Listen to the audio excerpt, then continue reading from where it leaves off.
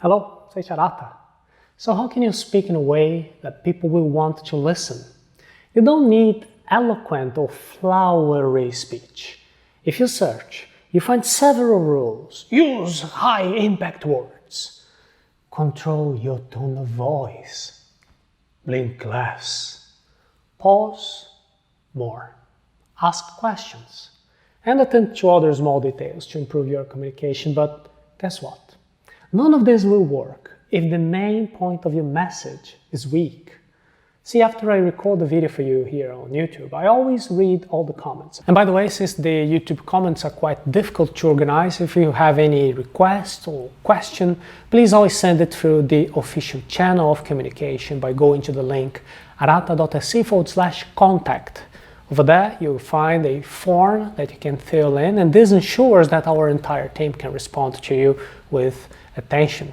And here on the YouTube channel, and the comments, and also in the messages that we receive every day through our contact form, I notice a pattern. There are two types of praise or thank you messages. There is one group, people saying things such as, "Oh, I like the way you talk, I like your voice, so you speak well."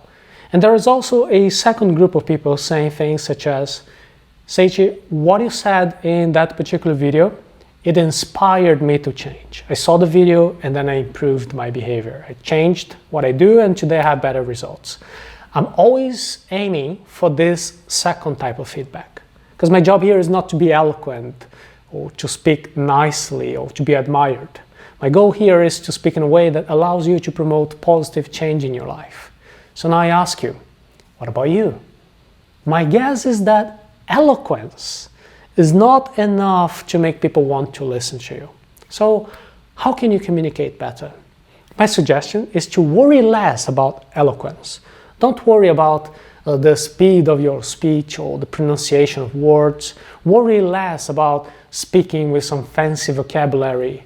Worry less about having a flawless grammar. Don't worry about having an accent or a particular tone of voice. These are all details. Until recently, I had a lisp, and that was never an obstacle for me to communicate my ideas. The most important thing is that you understand the subject. You need to have something important to say.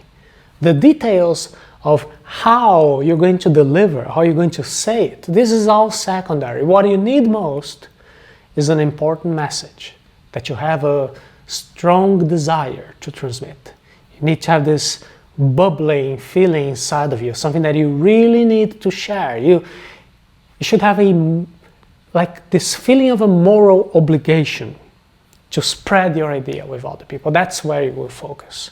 Learning to speak better is an important step in improving your results.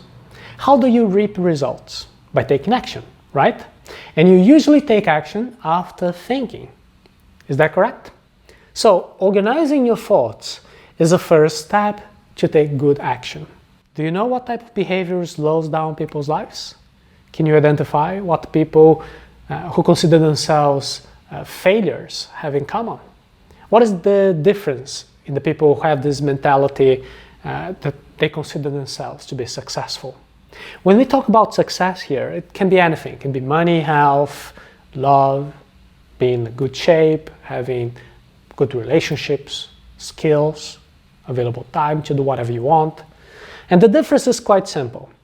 To reap better results, we need to implement better actions. And to implement better actions, we need to have better thoughts.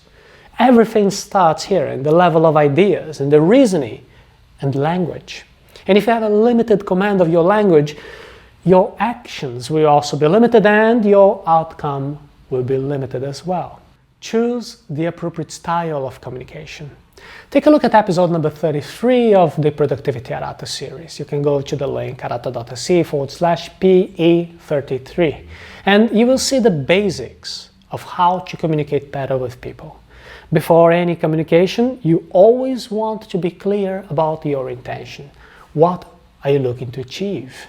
It is with such clarity that you will make the best choice of your words and the best appropriate way to communicate them. For example, in the face of an unexpected problem in your business, you can get your team together and say that the plan has failed. what will be the result? Your team will hear the word failure, and they will be disappointed, perhaps ashamed of not having achieved the best result possible. Some people may fear being fired. Other people may believe they just wasted their time on something that has failed. So there will be likely this pessimism, an uncomfortable climate, a paralysis, and very little, basically no action being taken to remedy that situation because it's already a failure.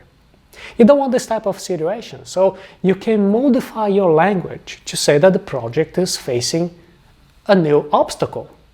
And now the challenge is for the whole team to find a way to overcome that challenge. What is the difference in the outcome here? Now we have creative minds assembled together for the purpose of understanding the nature of the obstacle, the resources that are available, what alternatives exist.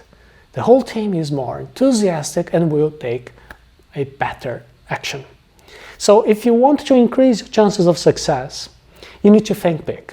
Knowing how to communicate will get you closer to the result you want. And for this, you need to choose the words and phrases that will produce the images and feelings that are consistent with what you see. Let me give you some examples. Instead of saying, oh, I've tried it and it didn't work, I can say, I have not found the best way to make it happen so far. And I know that I can continue to improve my strategy until it works out.